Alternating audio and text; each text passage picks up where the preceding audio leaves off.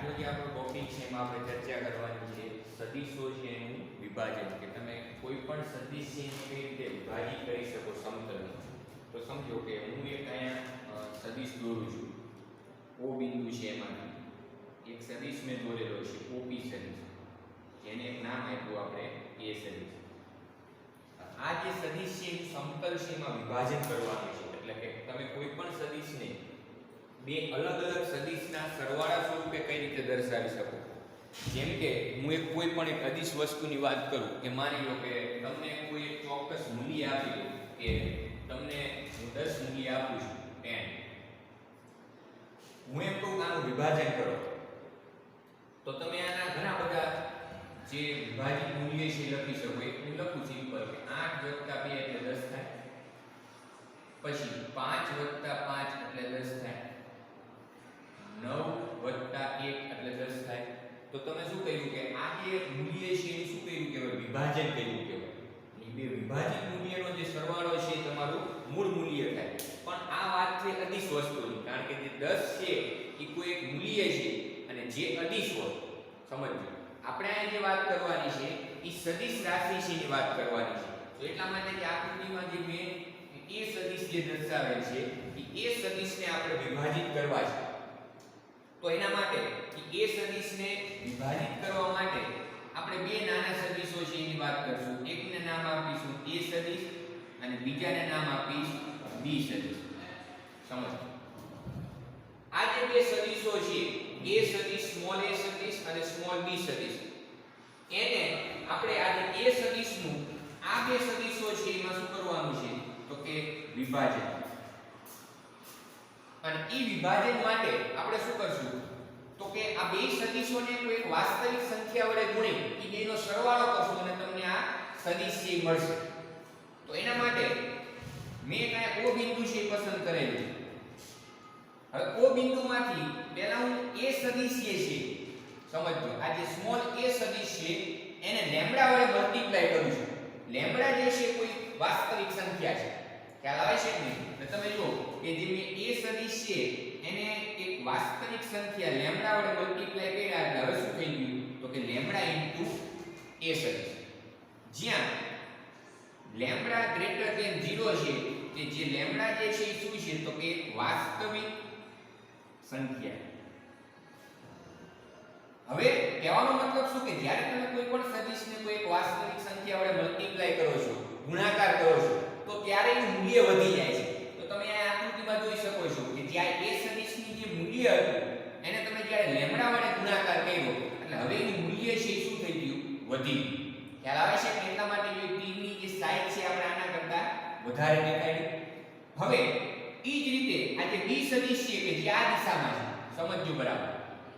તો B સદિશ જે છે એને આપણે μ વડે મલ્ટીપ્લાય કરશું, કે જે કોઈ એક વાસ્તવિક સંખ્યા છે μ ગ્રેટર ધેન 0, જ્યાં જે μ છે એ શું છે? વાસ્તવિક સંખ્યા. તો હવે જ્યારે હું B સદિશને એક વાસ્તવિક સંખ્યા વડે મલ્ટીપ્લાય કરીશ એટલે આ રીતે થશે. એને હું આ રીતે મૂકી શકું અને આ આપણા માટે શું થશે? તો કે μ ઇન્ટુ B સદિશ. અહીંયા હું બિંદુ દર્શાવીશ P બિંદુ. હવે O અને P જે બિંદુ છે એને તમે જોડી દો એટલે તમારો જે સદિશ જે તમારે જેને વિભાજિત કરવાનો હતો એ સદિશ આપણને મળે, જેને આપણે શું નામ આપશું? A સદિશ. તો આ જે ત્રિકોણનો જે નિયમ છે, ત્રિકોણ, એ ત્રિકોણના નિયમ અનુસાર શું થાય? તો કે આ બે સદિશોનો સરવાળો એ આ સદિશ થાય. એટલા માટે હું આવું લખી શકું A સદિશ બરાબર શું લખાય? તો કે લેમ્બડા ઇન્ટુ સ્મોલ a સદિશ plus mu into small b સદિશ.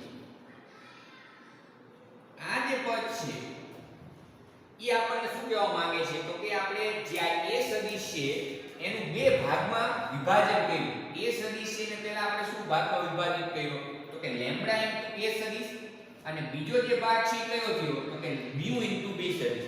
એ બેના સરવાળા સ્વરૂપે આપણે આ કોઈ એક સદિશને દર્શાવ્યો. જેમ હમણાં આપણે વાત કરી હતી કે કોઈ મૂલ્ય છે જેમ કે 10, પણ એ તો વસ્તુ અદિશની થઈ, તો એને તમે ઘણા અલગ અલગ પ્રકારે છે એને વિભાજિત કરી શકો અને એના ઘણા બધા શક્યતાઓ છે વિચારી શકો. પણ અહીંયા આપણે વાત કરવાની છે સદિશ રાશિની. એટલા માટે તમે કોઈ પણ સમતલમાં કોઈ પણ સદિશને આ રીતે છે વિભાજિત કરી શકો કે એના બે ભાગ પાડવાના. આ સદિશ એ સદિશ છે એને તમે બે સદિશ સ્વરૂપે રજૂઆત કરી કહેવાય. આપણે એના બે ઘટકા કરી નાખ્યા કે એ સદિશનો એક ઘટકો છે સ્મોલ a સદિશ અને બીજો છે સ્મોલ b સદિશ.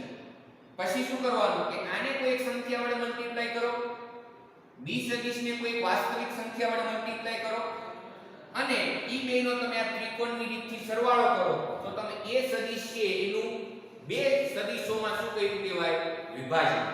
ખ્યાલ આવે છે કે જ્યાં લેમ્બડા અને મ્યુ છે એ એક કોઈ વાસ્તવિક સંખ્યા છે.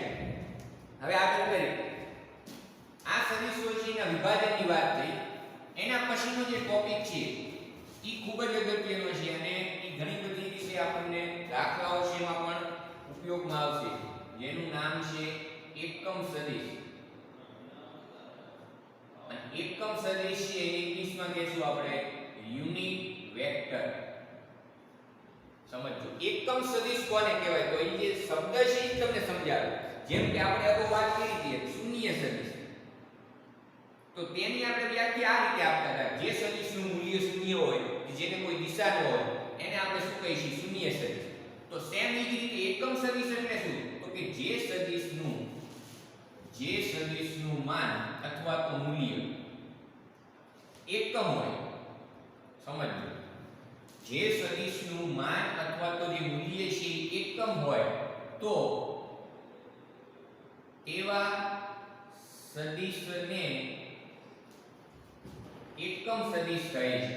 એકમ સદિશ કહે છે. હવે આપણે ત્રણ પ્રકારના એકમ સદિશની વાત કરીશું. x દિશામાં, y દિશામાં અને z દિશામાં. આ ત્રણ દિશામાંના એકમ સદિશની આપણે વાત કરી. તો ઈ પહેલા આપણે xy સમતલમાં કોઈ પણ સદિશ છે એકમ સદિશ છે આપણે દર્શાવવો છે. કે માની લો કે આ a સદિશ છે તો a સદિશની દિશામાંનો એકમ સદિશ કઈ રીતે દર્શાવાય? કોઈ પણ એક સદિશ છે a સદિશ, એની દિશામાંનો એકમ સદિશ દર્શાવવો છે તો એને આપણે આ રીતે લખાશે n a કેપ અથવા તો n a કેરેટ. આ n a કેરેટ નો મતલબ એવો થાય કે એકમ સદિશ છે અને એનું સૂત્ર શું છે તો કે a સદિશ છેદમાં મોડ ઓફ a સદિશ. આ એકમ સદિશનું સૂત્ર. કોઈ પણ સદિશની દિશામાંનો એકમ સદિશ એટલે શું તો કે સદિશ પોતે અને છેદમાં એનું મૂલ્ય. આ બે વસ્તુનો જે ગુણોત્તર છે એને એકમ સદિશ તરીકે ઓળખવામાં આવે. અને આનું જ્યારે તમે મૂલ્ય કહો મોડમાં હું આ રીતે લખું mod of n a cap અથવા તો mod of n a caret, તો ઈ મૂલ્ય થાય કેટલું 1. કારણ કે આપણે અગાઉ જ વાત કરી કે જે સદિશનું માન મૂલ્ય 1 હોય, એકમ હોય, તેવા સદિશને શું કહેવાય એકમ સદિશ. અને એકમ સદિશને આપણે કઈ રીતે દર્શાવશું સમજો તો એને આ રીતે સંજ્ઞાની છે n a કેપ. એટલે એનો મતલબ એવો થાય કે આ જે a છે એનો મતલબ a સદિશની દિશામાંનો એકમ સદિશ.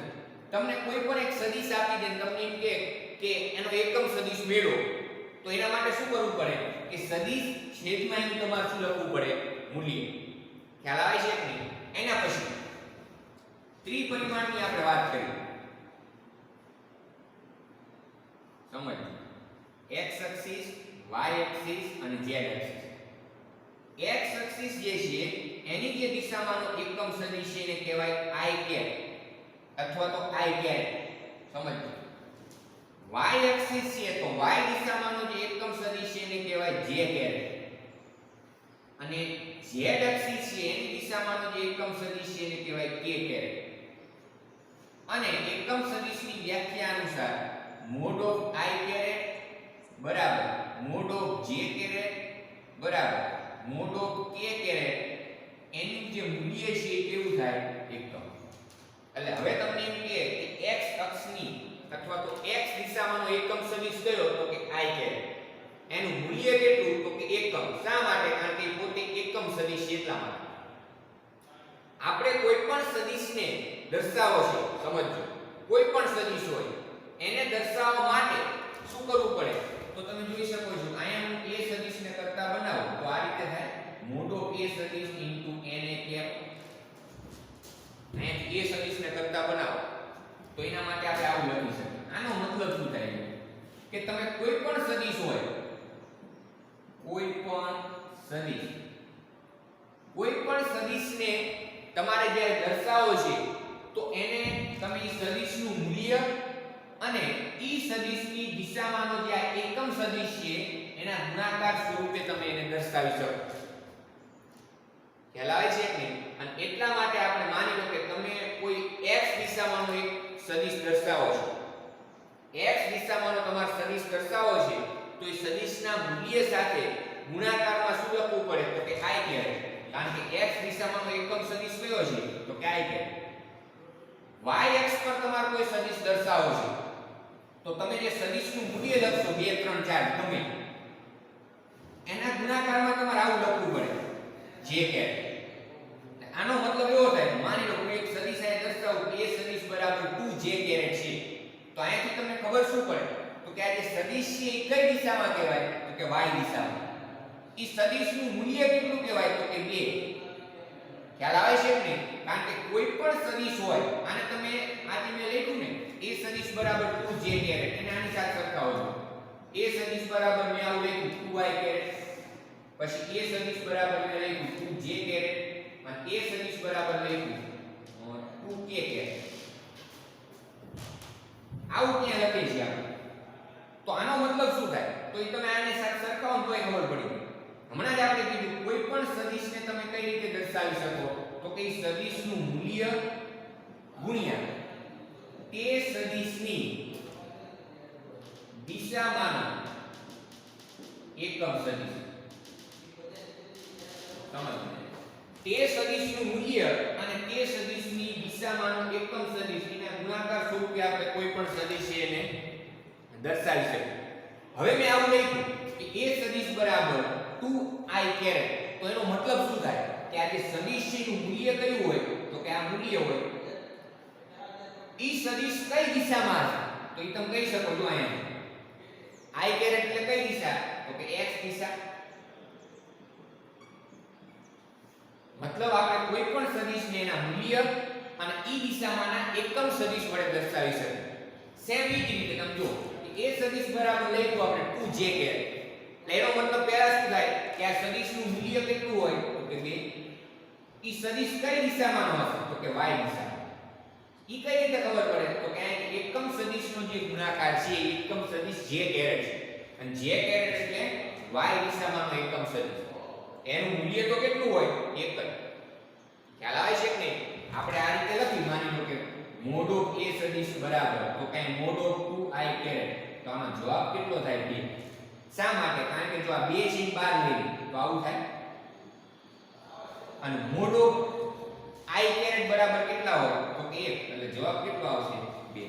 માટે મોડ ઓફ a સદિશ એટલે a સદિશનું મૂલ્ય આપણે કોઈ પણ સદિશનું મૂલ્ય માટે શું કરીશું મોડમાં લખીએ તો મોડ ઓફ a સદિશ બરાબર 2 એટલે એ સદિશનું શું થયું મૂલ્ય. આગળ a સદિશ બરાબર 2k કેરેટ તો અહીંયાથી આ સદિશનું શું થાય મૂલ્ય અને અહીંયાથી ખબર પડે એ સદિશ કઈ દિશામાં છે તો કે z દિશામાં. શા માટે? કારણ કે k કેરેટ છે. k કેરેટ એટલે તો કે z દિશામાંનું શું છે એકમ સદિશ. કોઈ પણ જગ્યાએ જ્યાં મોડ ઓફ k કેરેટ આવે તો એ 1 થાય, મોડ ઓફ i કેરેટ આવે તો એ 1 થાય, મોડ ઓફ j કેરેટ આવે તો એ 1. કારણ કે પોતે શું છે એકમ સદિશ. અને આપણે જે આકૃતિમાં જે સદિશ દર્શાવે છે એ સદિશ ઈ દિશામાં આપણે અહીં શું દર્શાવ્યો કહેવાય એકમ સદિશ. માની લો કોઈ b સદિશ હોય તમને એમ કે આ b સદિશની દિશામાંનો એકમ સદિશને કઈ રીતે દર્શાવવાનો તો આ રીતે જો nb કેપ બરાબર અથવા તો nb કેરેટ બરાબર ઈ સદિશ છેદમાં ઈ સદિશનું શું લખવાનું મૂલ્ય આટલું યાદ રાખવાનું. તો આ એકમ સદિશની બે વ્યાખ્યા થાય. એક વ્યાખ્યા આ રહી મૂળભૂત કે જે સદિશનું મૂલ્ય 1 હોય એને એકમ સદિશ કહેવાય. બીજી વ્યાખ્યા કઈ થાય તો કે કોઈ પણ દિશામાંનો એકમ સદિશ ઈ સદિશ છેદમાં ઈ સદિશના મૂલ્યનો ગુણોત્તર હોય. અને કોઈ પણ સદિશને તમે તેના મૂલ્ય અને તે દિશામાંના એકમ સદિશના ગુણાકાર સ્વરૂપે દર્શાવી શકો. આપણે આગળ જે સદિશને હવે લખશું દર્શાવશું એના માટે આ કન્સેપ્ટનો ઉપયોગ થશે કે સદિશનું મૂલ્ય અને ઈ દિશામાંનો આપણે શું દર્શાવવો પડશે? એકમ સદિશ. હવે આપણે વાત કરવાની છે કે જે i કેરેટ j કેરેટ અને k કેરેટ છે કે જે x y અને z દિશામાંના શું છે? એકમ સદિશ. એ ત્રણેય સદિશો છે પરસ્પર લંબ હોય. આ યાદ રાખો. જો આ વસ્તુ કાયમ યાદ રાખજો આપણે. આ x એક્સિસ, આ y એક્સિસ, આ z એક્સિસ ગમે રીતે દર્શાવી. હું અહીંયા દર્શાવું છું i કેરેટ, આ k કેરેટ, અને અહીંયા થશે સમજ j કેરેટ. તમને એમ કે i કેરેટ અને k કેરેટ વચ્ચેનો એંગલ કેટલો? તો કે 90 ડિગ્રી. આ યાદ રાખો.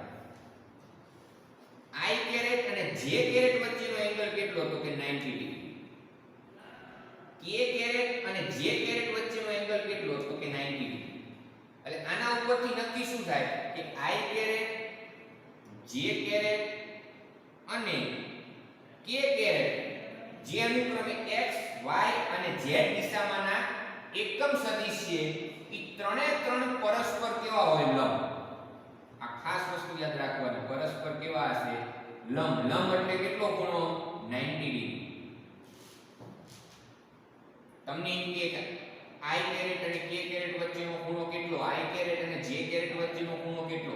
k કેરેટ અને j કેરેટ વચ્ચેનો ખૂણો કેટલો? તો એ ખૂણો કેટલો હશે? 90 ડિગ્રી. કારણ કે ત્રણેય પરસ્પર કેવા હશે? લંબ. આ રીતે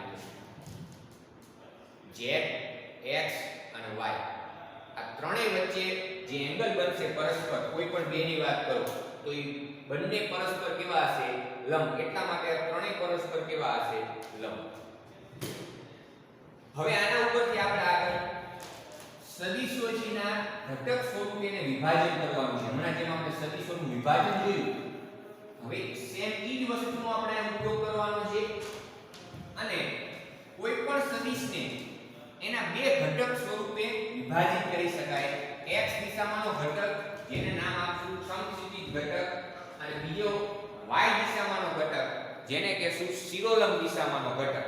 હવે આ જે ટોપિક છે આપણે બરાબર સમજવાનો છે કે તમે કોઈ પણ સદિશ છે, સદિશનું તેના ઘટકોમાં વિભાજન, આવો પ્રશ્ન પૂછે. કોઈ પણ સદિશનું ઘટકો છે એમાં વિભાજન, તો સદિશ છે એના બે ઘટક. કોઈ પણ સદિશના બે ઘટક કયા કયા? તો પહેલો જે છે x દિશામાંનો ઘટક જેને આપણે કહેશું સમક્ષિતિજ ઘટક. બીજો છે y દિશામાંનો ઘટક જેને નામ આપશું આપણે શિરોલંબ ઘટક. જો આ ટોપિક બરાબર સમજો. કોઈ પણ સદિશ હોય x y z, એના બે ઘટકો હોય. x દિશામાંનો ઘટક જેનું નામ છે સમક્ષિતિજ ઘટક, y દિશામાંનો ઘટક જેનું નામ છે શિરોલંબ ઘટક. હવે માની લો કે કોઈ a સદિશ છે, તો a જે સદિશ છે એનો x દિશામાંનો ઘટક દર્શાવો છે તો આ રીતે દર્શાવાય ax. y દિશામાંનો ઘટક દર્શાવો છે તો આ રીતે દર્શાવાય ay. એટલા માટે જ્યાં ax હશે એને કહેશું આપણે સમક્ષિતિજ ઘટક, ay હશે એને શું કહેશું આપણે? શિરોલંબ ઘટક. હવે જો જે બુકમાં તમારાની જે ચર્ચા કરેલી છે એ થોડીક શોર્ટમાં છે. આપણે એની વસ્તુ એક ડીપમાં જોયું કે આપણે xy સમતલ છે, આ xy સમતલ, એમાં કોઈ પણ સદિશ છે એને ઘટક સ્વરૂપે વિભાજિત કરવો છે. માની લો કે આ a સદિશ છે. a સદિશ છે એનું બે ઘટકો છે એમાં વિભાજિત કરવું છે. કયું? તો કે x દિશામાં અને y દિશામાં. તો એના માટે શું કરવું પડે? જો આ તમારી ચર્ચા બુકમાં નથી, તો પહેલા આની થોડીક વાત કરી. માની લો કે a સદિશનું બે ઘટકો છે એમાં વિભાજન કરીને લખવો છે. તો એના માટે શું કરવું પડે? કે આ જે સદિશ છે xy સમતલમાં એના ટેલ અને હેડ એમાંથી કઈ લંબ દોરો. સમજ? a સદિશ છે એને તમે ક્યાં સંપાત કર્યો કહેવાય ખબર છે? x અક્ષિસ ઉપર.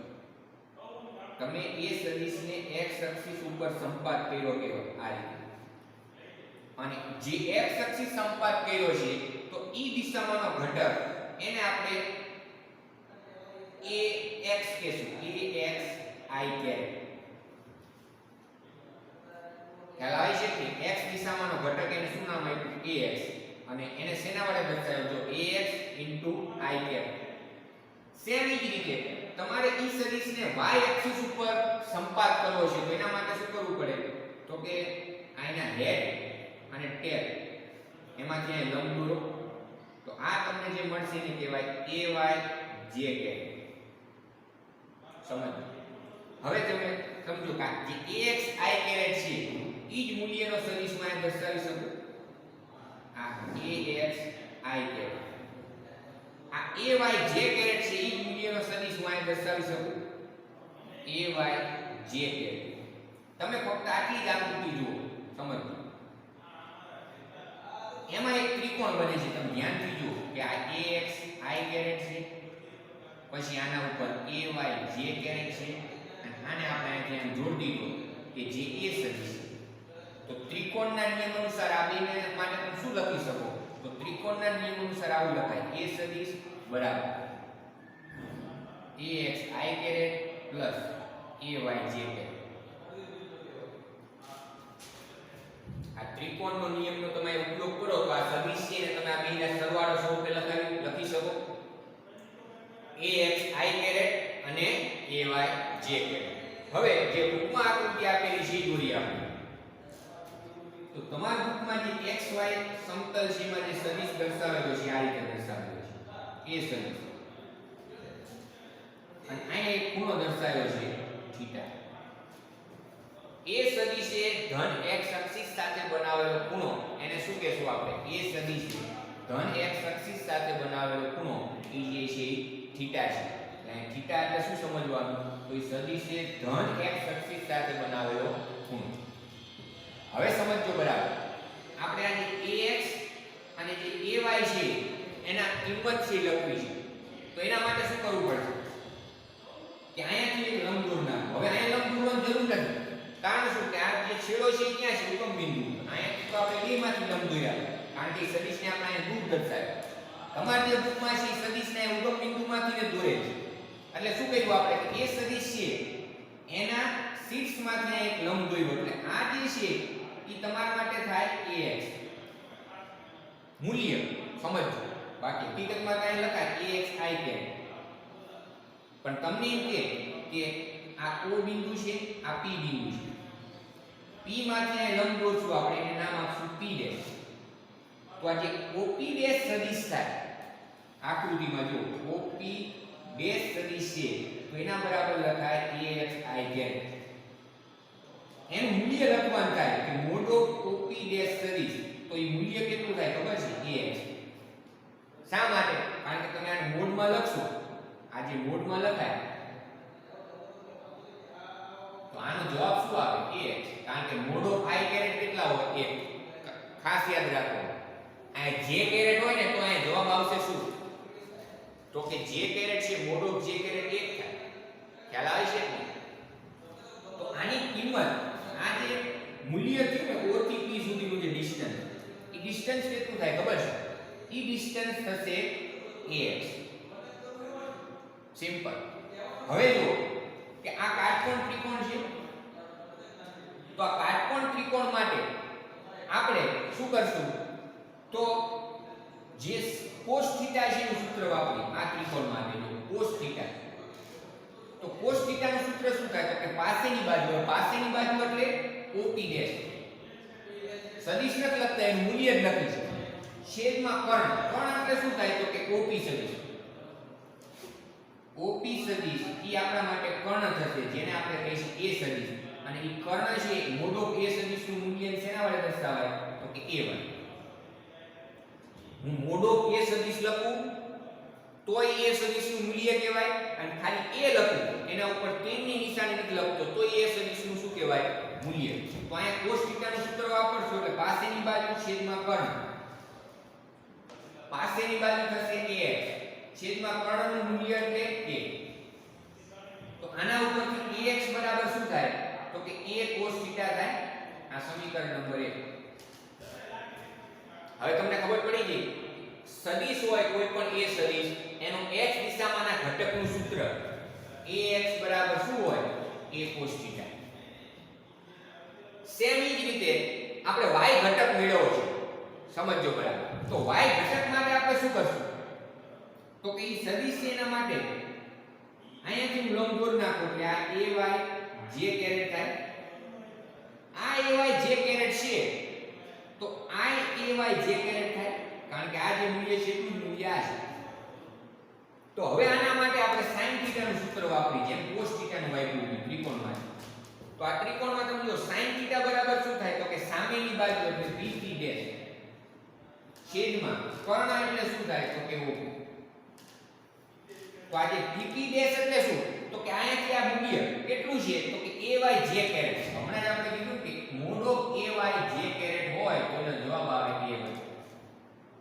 તો અહીંયા લખાશે ay છેદમાં OP એટલે શું તો કે O થી P સુધીનું જે સદિશનું મૂલ્ય ખ્યાલ આવે છે કે નહીં અને મૂલ્ય કયું હોય તો કે મોટો અને આપણે મોડમાં લખી તો આનો જવાબ છે શું આવે a. એટલે હું આ લખીશ ay ને કરતા બનાવો તો શું મળશે a સામે મલ્ટીપ્લાય થઈ જાય a sin θ.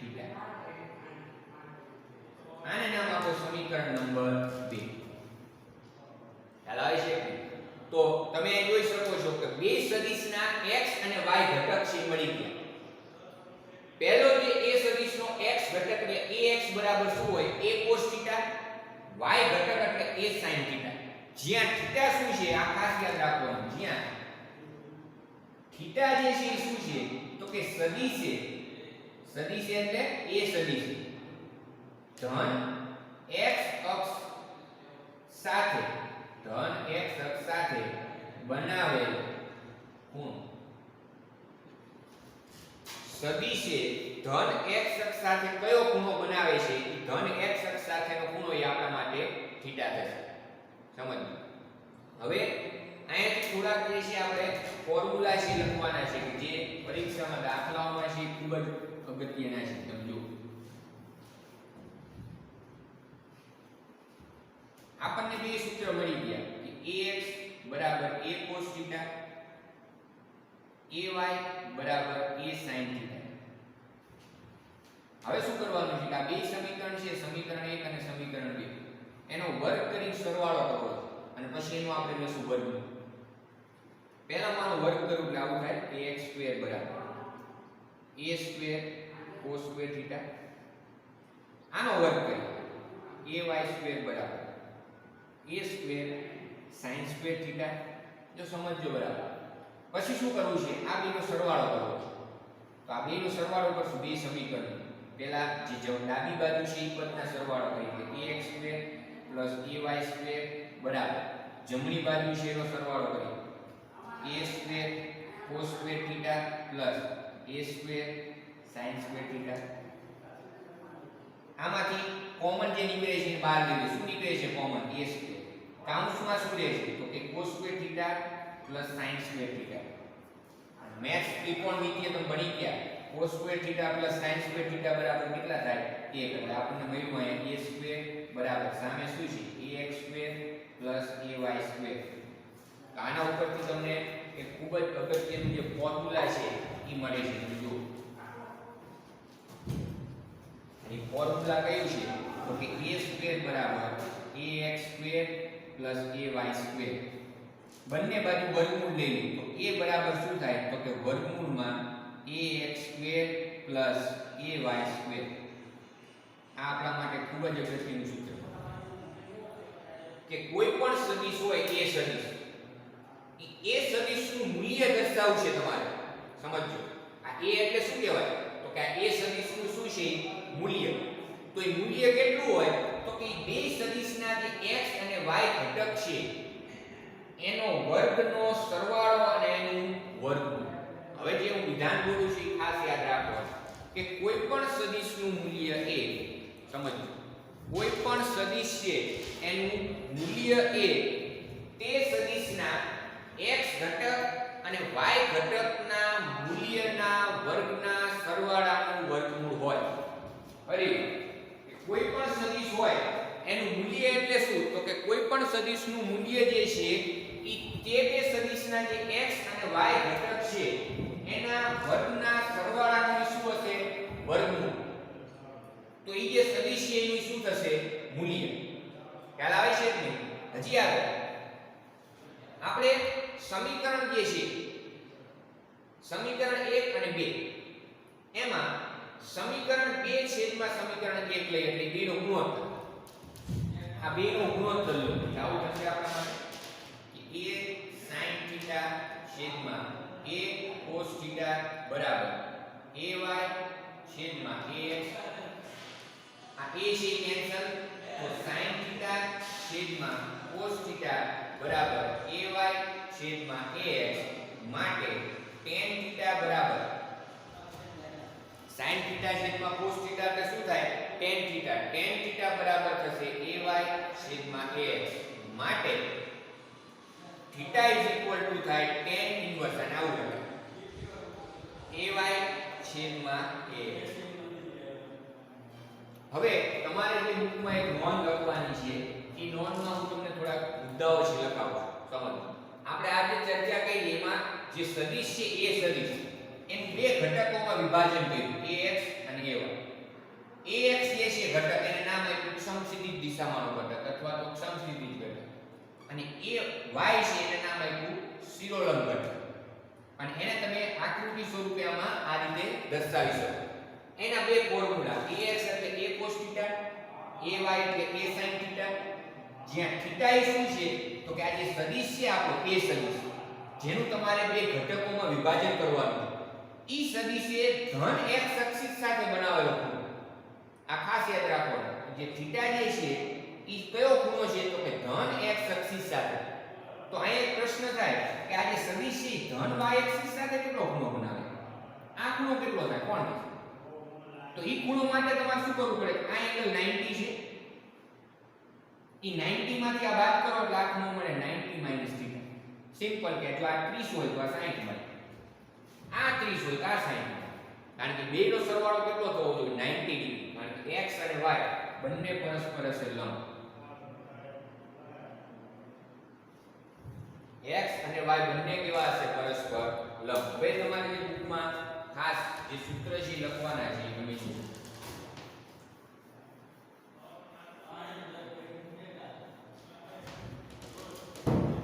સમજો આટલું ખાલી નોંધ તરીકે લખી નાખો એટલે આખો ટોપિક આપણા માટે આવી ગયો કોઈ a સદિશ છે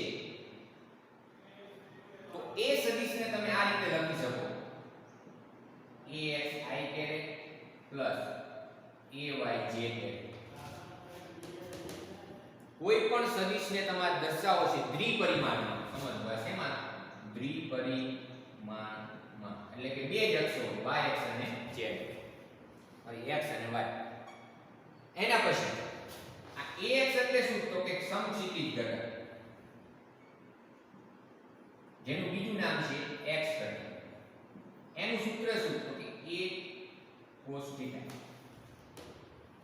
ay એટલે શું સમજો આ બધા પોઈન્ટ આપણે લખશું તો કે ઈ શિરોલંબ ઘટક જેનું શોર્ટ નામ છે y ઘટક સદિશ આપણો સદિશ કયો છે તો a સદિશ એનું સૂત્ર શું તો કે ay બરાબર a sin θ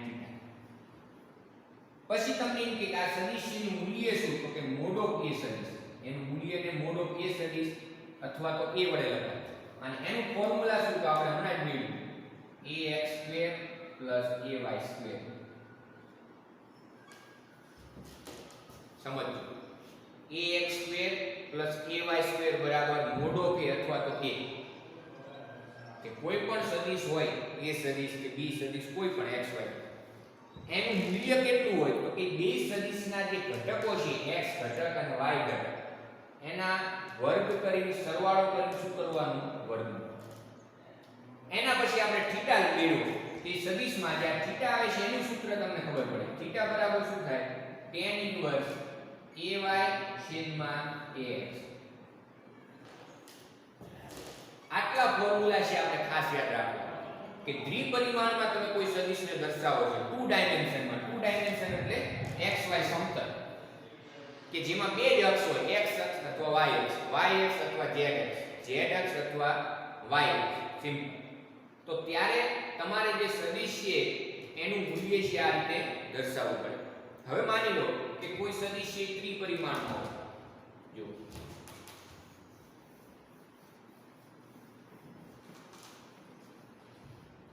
કોઈ એક સદિશ છે ને આપણે 3 ડાયમેન્શનમાં દર્શાવીશું.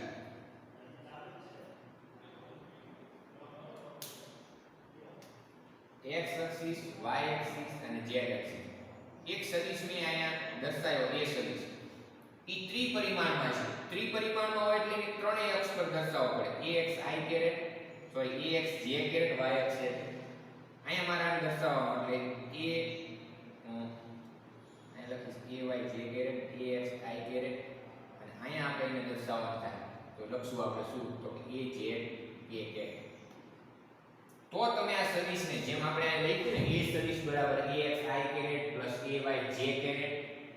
શા માટે? કારણ કે દ્વિપરિમાણ અહીંયા ત્રિપરિમાણ છે.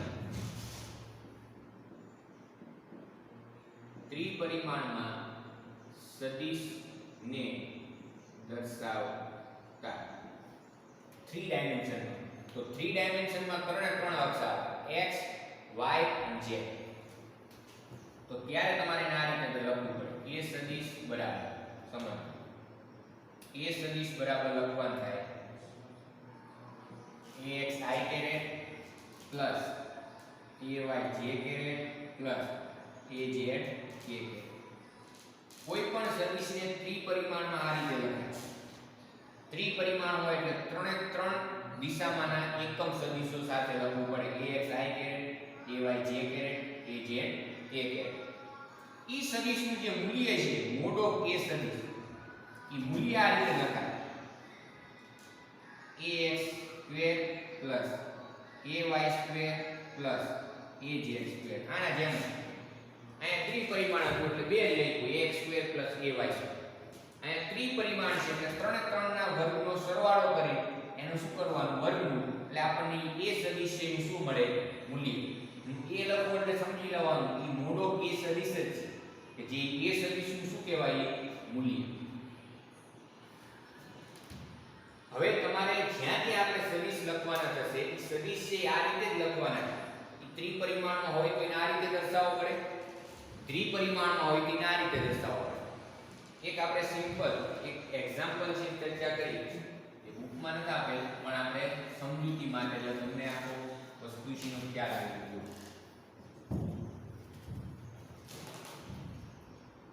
હું એમ કહું કે a સદિશ બરાબર કોઈ એક સદિશ છે એને મારે આ રીતે લખવો છે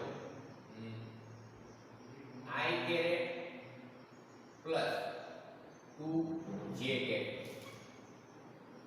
સમજ, એક જે સદિશ છે એને મેં આ રીતે લખ્યું કે 4i caret plus 2j caret. તો હવે આના ઉપરથી આપણને કઈ વસ્તુની ખબર પડે? જો તમને કોઈ એક આવો સદિશ આપી, ઈ સદિશ માટે તમને જે પ્રશ્ન પૂછશે એવા પૂછશે કે તમને એમ કહે કે x ઘટક શોધો, y ઘટક શોધો, સદિશનું મૂલ્ય કેટલું થાય, સદિશની દિશા કેટલી થાય. આ એક પ્રશ્ન થાય, સદિશની દિશા એટલે કઈ? તો આ જે થીટા છે ને એને સદિશ માટેની દિશા કહેવાય. સદિશની દિશા. તમને પ્રશ્ન એવો પૂછ્યો કે આ જે ફલાણો સદિશ છે એની દિશા શોધો એટલે હકીકતમાં તમને શું કહેવા માંગે છે? થીટાની કિંમત શોધો. એટલે અહીંયા આપણે થીટા છે એની કિંમત છે મેળવવાની છે કેટલી થાય. તો સિમ્પલ છે. જો આ જે સદિશ છે એ સદિશ ઈ પહેલા જો કેટલા પરિમાણમાં છે? તો કે દ્વિપરિમાણમાં. ઈ કઈ રીતે ખબર પડે? તો કે જો i કેરેટ અને j કેરેટ જ છે. જો ત્રિપરિમાણમાં હોય ત્રણે ત્રણ હોય, i કેરેટ, j કેરેટ અને k કેરેટ. પણ આ જે સદિશ છે ઈ તમારા માટે દ્વિપરિમાણમાં જ છે. અને દ્વિપરિમાણમાં ઘટકો કયા કયા છે? તો કે બે ઘટક, x ઘટક અને y ઘટક. ઈ કઈ રીતે ખબર પડે? તો કે તમે જો i કેરેટ છે અને j કેરેટ છે, તો i કેરેટ એટલે x દિશામાંનો એકમ સદિશ, y કેરેટ એટલે જે j કેરેટ એટલે y દિશામાંનો એકમ સદિશ અને k કેરેટ એટલે z દિશામાંનો એકમ સદિશ હોય. તો આના ઉપરથી તમને કે x ઘટકનું મૂલ્ય જણાવો. તો પહેલા તમને ખબર હોય કે x ઘટકને કઈ રીતે દર્શાવાય ax હોય. તો ax ની કિંમત કઈ? તો તમારે જોવાનું i કેરેટ નો જે સહગુણક હોય ax હોય. સિમ્પલ. કારણ કે આ સદિશને તમારે આની સાથે સરખાવવો પડશે ને. ax i caret plus ay j. તમે જો અહીંયા i કેરેટ છે અહીંયા i કેરેટ છે તો તમારા માટે ax ની કિંમત કેટલી હોય? 4 એકમ. નો લખો તો 4. y ઘટક ay ની કિંમત કેટલી હોય? તો તમે આની સાથે સરખાવો 2 એકમ. ax અને ay મળી ગયા. પછી તમને શું કહે કે સદિશનું મૂલ્ય શોધો. તો સદિશના મૂલ્ય માટેનું સૂત્ર આ છે આગળ. કયું? તો કે a બરાબર સદિશનું મૂલ્ય એટલે મોટો બે સદિશ અથવા તો a બરાબર ax² + ay². આમાં કઈ નહીં કરવાનું. ax એટલે કેટલા? 4 એનો વર્ગ પ્લસ ay એટલે કેટલા? 2 એનો વર્ગ બરાબર 4 નો વર્ગ 16 વત્તા 2 નો વર્ગ 4. તો જવાબ આવશે વર્ગમૂળમાં 20 એકમ. કેલ્સીયમનું વર્ગમૂળ કાઢો તોય ચાલે, આટલું લખો તોય ચાલે.